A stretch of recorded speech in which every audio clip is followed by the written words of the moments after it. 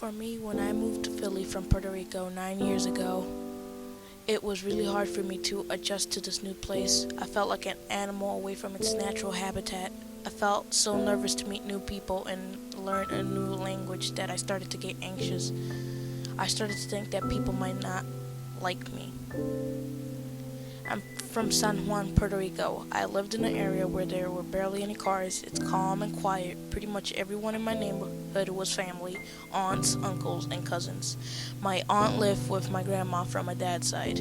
There were also some family friends living in the area. My dad used to always make us hot chocolate and we would dip bread into it.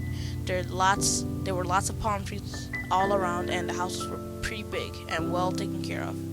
The biggest houses that looked like rich people lived there were the only places that I didn't know who lived inside. It was a beautiful place to live. Sometimes we would climb the tree and to get coconuts.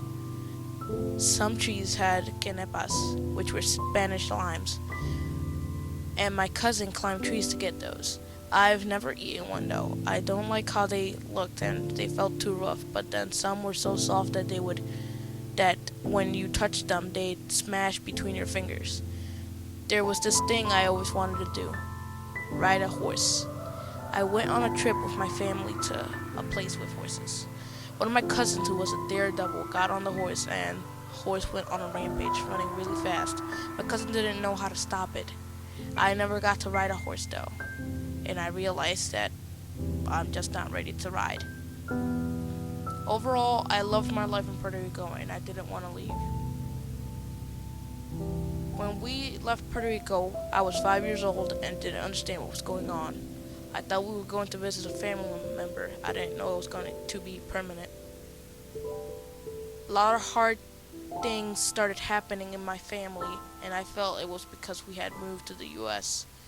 Back then, Julia de Burgos felt like a calm and quieter place because the neighborhood where my family lived was filled with fighting and screaming.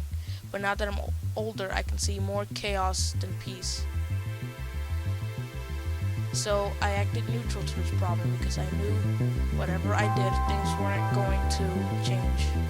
And it worked. I got by and made some friends like Christian, Anais, Daimir, Elizabeth, and Eric, and more.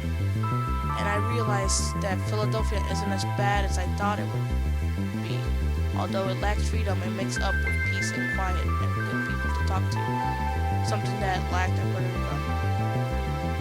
But even with all that, I prefer Puerto Rico more than Philadelphia because of one thing: nostalgia. Have you ever watched a movie that you think it's a cult classic? You hear that they are making a reboot of that movie and you get excited. After you watched the movie, you probably felt disappointed because you kept comparing the movie to the one you like and didn't enjoy it for what it is. That is the same problem I'm having with Puerto Rico.